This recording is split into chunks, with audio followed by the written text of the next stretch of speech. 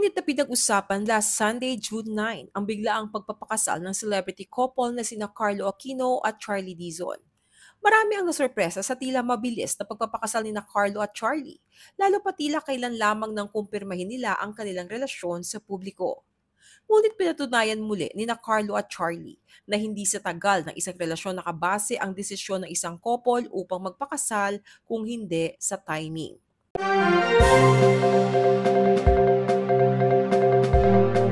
Sinorpresa ni na Carlo Aquino at Charlie Dizon ng publiko sa pamamagitan ng pagpapalitan ng I do's sa isang intimate ceremony na ginanap sa isang private resort sa Silang Cavite noong Linggo, June 9. Ito ay dinaluhan ng mga mahal sa buhay at malalapit na kaibigan ni na Carlo at Charlie in and out of showbiz industry. Naging emosyonal pareho sina Carlo at Charlie noong araw na yon.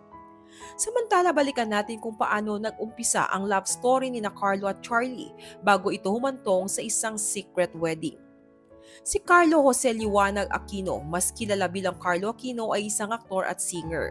Nag-umpisa ang kanyang karera bilang child actor. Si Charlie naman ay opisyal na ipinakilala bilang Star Magic artist noong 2018.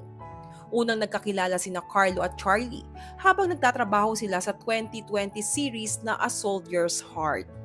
Ayon sa kwento ni Carlo, mas nakilala umano nila ni Charlie ang isa't isa habang nasa Star Magic US Tour noong August 2022 at nagpatuloy ang kanilang pag-uusap pagbalik sa Pilipinas. Samantala, nagsimula naman ang dating rumors sa pagitan ni na Carlo at Charlie noong December 29, 2022 nang mag-post si Carlo ng litrato mula sa La Union kung saan makikita ang katabi niya si Charlie. Ayon kay Carlo, magkasama silang nag-celebrate ni Charlie ng holiday kasama ang kanyang pamilya sa La Union. Dahil dito, umugong ang haka-hakang may relasyon sila ni Charlie. January 6, 2023, kumalat ang video ng interview kay Carlo kung saan diretsahan niyang kinumpirma na nagde-date na sila ni Charlie at nasa getting to know stage na sila.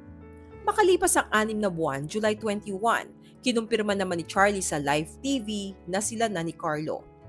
Samantala, hindi naging madali ang pagsisimula ng relasyon ni na Carlo at Charlie dahil sa issue na si Charlie umano ang third party sa hiwalayan ni Carlo at dating partner na si Trina Candaza. April 1, 2022, kinumpirma ni Carlo na hiwalay na sila ni Trina kung saan mayroon silang anak na si Enola Miti.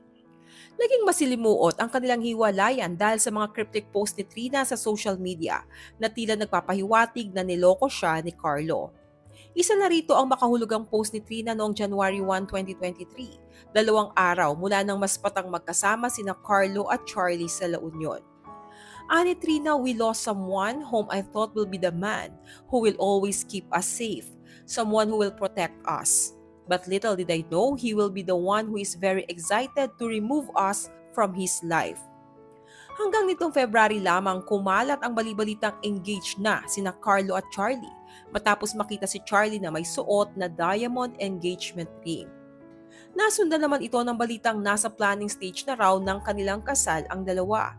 Hindi man kinumpirma ni Carlo ang balita, inamin niya sa isang interview na para sa kanya si Charlie na ang the one o babaeng kanyang papakasalan.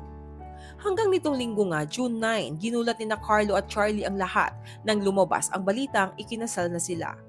Bagaman private at intimate ang kasal, star-studded pa rin ito matapos daluhan ng malalaking pangalan sa industriya, kabilang ang mga big bosses ng ABS-CBN na nagsilbing principal sponsor sa kasal.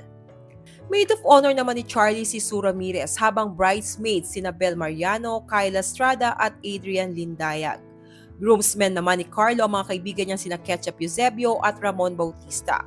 Present din sina Loisa Andalio, Elise Hoson at Alexa Ilacad bilang candle, veil at cord bearers. Kapansin-pansin na wala ang anak ni Carlo sa kanyang kasal.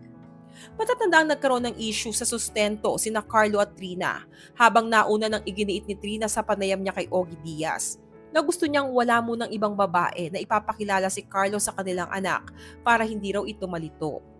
Samantala, dahil sa mabilis na pagpapakasal ni na Carlo at Charlie, tila naawa ang netizens kay Trina. Sa tagal daw kasi nila ni Carlo at sa kabila ng pagkakaroon nila ng anak, hindi pa rin siya ang pinakasalan nito. Pinatunayan lamang daw ni Carlo ang taxi cab theory na hindi magpapakasal ang mga lalaki kapag nakilala nila ang tamang babae para sa kanila, kundi kapag handa na sila. Ano pong masasabi nyo sa love story ni na Carlo at Charlie na bagamat masalimuot ang umpisa ay nauwi naman sa kasalan? Share your thoughts below.